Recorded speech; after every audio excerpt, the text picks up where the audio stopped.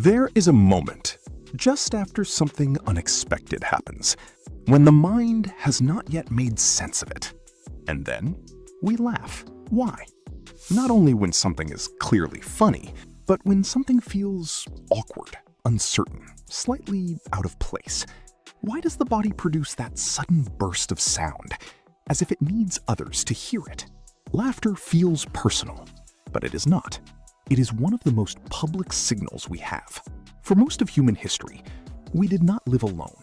We lived in small groups, where survival depended on coordination, hunting, sharing food, watching for danger, raising children. And in that world, one problem kept appearing: uncertainty, a noise in the bushes, a sudden movement, a strange behavior. Was it danger or nothing? React too slowly and you risk your life. React too strongly and you risk harming your own group. The brain became highly sensitive to possible threat. But detecting threat was not enough. It also needed a way to cancel false alarms, quickly, clearly, in a way others could understand. This is where laughter begins to make sense. Laughter is not just a reaction, it is a signal. It tells others, this is safe. What first seemed uncertain does not require alarm. You can relax. Many things we find funny follow this pattern. Something unexpected happens. The brain detects a mismatch. For a brief moment, there is tension, and then resolution. No real threat. And the body responds with laughter. But what matters most is not only what you feel, it is what others hear. Laughter spreads. It moves through a group. It aligns people. It tells everyone at once, we are safe. All of it carries risk, and laughter regulates that risk. It keeps intensity from becoming violence. But laughter does more than reduce tension. It builds connection. When people laugh together, their bodies synchronize. Breathing, rhythm, emotional state. For a moment, they respond as one.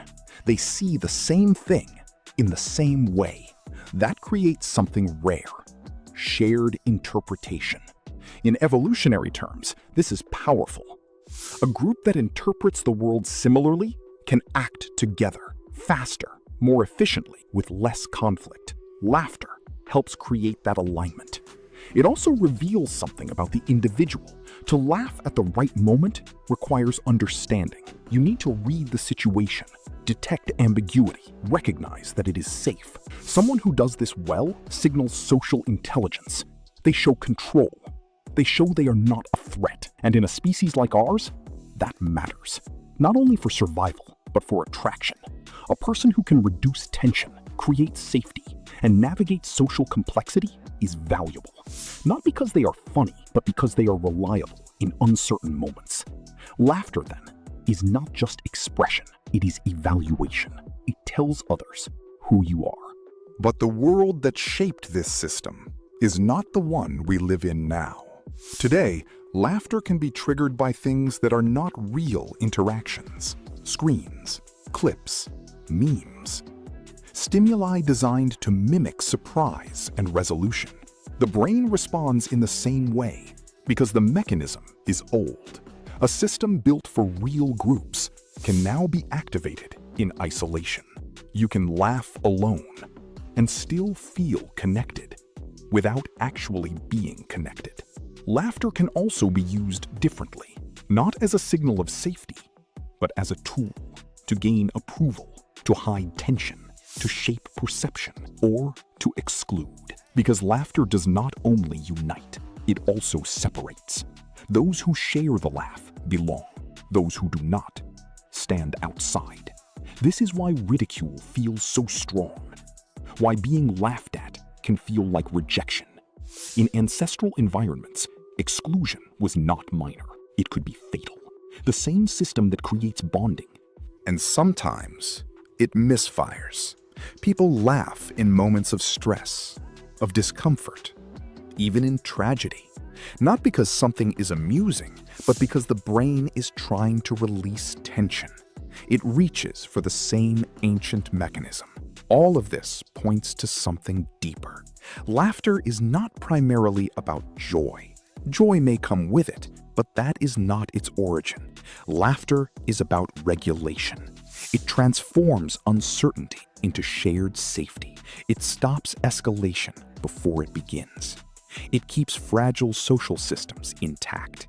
For millions of years, human survival depended on others, not just on strength or speed, but on staying aligned, avoiding unnecessary conflict, recovering from mistakes, remaining part of the group. Laughter helped make that possible. And even now, in a world of cities, networks, and screens, the same signal remains. Automatic, ancient, still with us. We still react to ambiguity. We still look to others to understand how to feel. And sometimes, without thinking, we laugh, not because something is funny, but because for a brief moment, the world felt uncertain and then became safe again.